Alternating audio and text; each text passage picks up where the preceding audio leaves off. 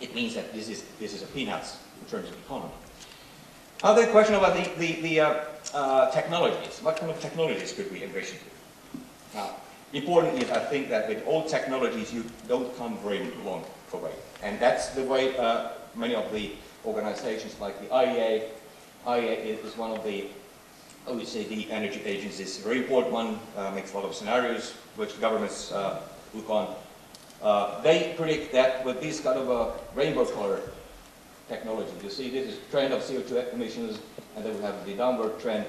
With these technologies, you could really solve the problem. Now, looking more specific on technology, what kind of technologies do they use? And let me say that most of the scenarios is much the same. We see that about 70%, maybe 3/4 of the technologies are new technologies. New technologies, quite radical technologies, which are not in large scale yet here used. New technologies. Why are new technologies important? Well, we will elaborate later on that. But think on industries. Which industries create jobs? Are those old industries or new industries? So there's an important link already by the word new industries, new innovations to job creation, to wealth. Old industries don't actually create new working opportunities. They lay off jobs. New industries, they create. They need people. They need your brains. So radical 70–80% change in everything in energy means, of course, this is an energy revolution. Revolution, that's the key word. A revolution, the same kind of we experienced in the digital economy, going from analog economy to engineered to information technology, or the same kind of change that we had during the Industrial Revolution in the 18th century. One of the baseline technologies, baseline for any climate change mitigation is, ladies and gentlemen, it's in efficiency. It is efficiency. And we could think that not just energy efficiency, but it's eco-efficiency, material efficiency. We have to use our resources much more effectively, meaning that we have to get more with less. More with less is a key word in energy, in materials, whatever is sustainable. Recycling, reusing, etc. That's the kind of key words. And indeed, about half of the all emission reductions that we foresee globally will come from energy efficiency measures. You may ask, why is energy efficiency important by itself? Well, why not just build the power plants? We have nuclear, we have solar, wind. Why not to do that? Well, there's an important message here, is that most of the efficiency measures, and you see here this kind of very traditional, famous McKinsey curve, most of the efficiency measures here on the bottom line, under the axis here, they have a negative cost. Negative cost, what does a negative cost mean? Well, if something has a negative cost, means if you save money compared to an investment on, for instance, power plants. So doing efficiency measures first, you will save money, a lot of money, which you then may spend on more expensive technologies. So the 1 cup of coffee per day, which I said is the cost of the climate change mitigation, may be much less when you do your energy efficiency first. So efficiency, in broad terms, eco-efficiency, that's for sure one of the key areas, not just in the southern hemisphere, but in particular also here in our northern hemisphere, where we use about 10 times more energy than the poor people per person there down in the southern area. Now, then about the production. So what's the way to go for production? So once we save energy enough so that we are very effective in energy use, we get much with less. So what's the options here? Now, some of you may think, well, nuclear is the option. Some of you may think that, well, clean coal, where you take the flue gas. You take CO2 for the flue gas, store that, and put somewhere, store it. So you don't emit that into the atmosphere. Or you may think that renewable energy, that's the solution. In terms of the challenges here, each of these kind of big kind of families of technologies, nuclear, renewable, or clean fossil fuels, each of these have tremendous challenges ahead.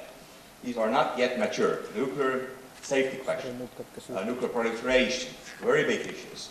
Or think of the clean coal where you pump CO2 under the seabed. What happens if there's a leakage? What happens to the environment? We don't know. Or think on, for instance, solar energy. We could save very easily. Solar energy, just take one square here, and that's the whole Earth's energy productions. That's how much radiation we have. But it's very expensive stuff. So it is clear you need a lot of research and development in order to make these technologies viable in large scale. Upscaling is one of the issues. Now, which of these to take? In terms of energy adequacy, so do we have the resource? I would say take nuclear or renewables or this CCS, carbon capture and storage. These technologies alone could, in terms of energy sufficiency, be a solution.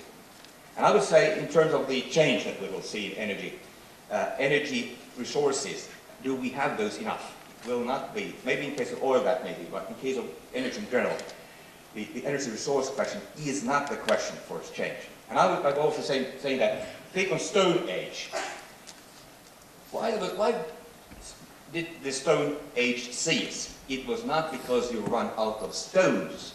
It was because of the innovations. See, so there would still be stones and Stone Age, but it's something else, and that's the innovation, new business. And let me give some signals here for that I'm maybe leading you to something, but anyway, signals from the world. What kind of political signals do we see? If you heard or read the speech of President Barack Obama, the State of the Union speech, what did he say about energy? He said by 2035, I think around 80% of our energy should be clean, and he emphasized very much renewable energy and efficiency, new innovations. Or think on the European strategies, EU 2020 strategy. Barroso speaks about green growth, creating a lot of new working opportunities from renewable energy. Or look on China. China, which has kind of double faces now, in the sense that it's very polluting, but it's turning very much of this policy. China say, well, we are prepared to put $400 to $600 billion in clean renewable energy, and we want to be #1 in clean technology. And that's China. So very strong signals and very strong efforts to put clean technologies, and I would say really new and renewable energy into the marketplace. Maybe you don't rely on politicians. Well, in Finland, I think we don't rely so much, but anyway, let's see what the markets say. And let's see the market signals. What's the market? I mean, that's where the business is. How does the market react to these signals? Last year, the investment in renewable energy, clean energy, was about close to $250 billion. $250 billion. And we may say that in average, if you look on electric sector, for instance, half of all investments went to new technologies. And you wonder, how's half of all everything, but I don't see anything. Well, the question, if we say, look on wind energy, how much of the electricity worldwide comes from wind? It's about 2% of world electricity. That's not much. But of investments today, 40% is in wind. And it will take time if you go 40% each year. It takes, of course, 10, 50 years that wind may be 10% of world electricity. So if you say wind is nothing, then you for sure look into the past. If you say wind may be opportunity, then you look into the future. 2009, wind energy, if you look here, was the most popular, actually, investment source for clean energy, for electricity in general in Europe. And the same, #2 in US and number 2 in China. So that's how the market works today.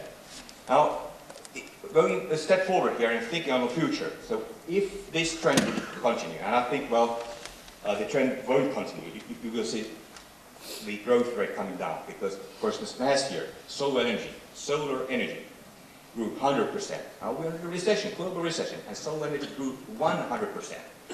The business value of solar energy last year was $100 billion. And of course, you can't think next year 100% growth, but that's at 10%, 50%.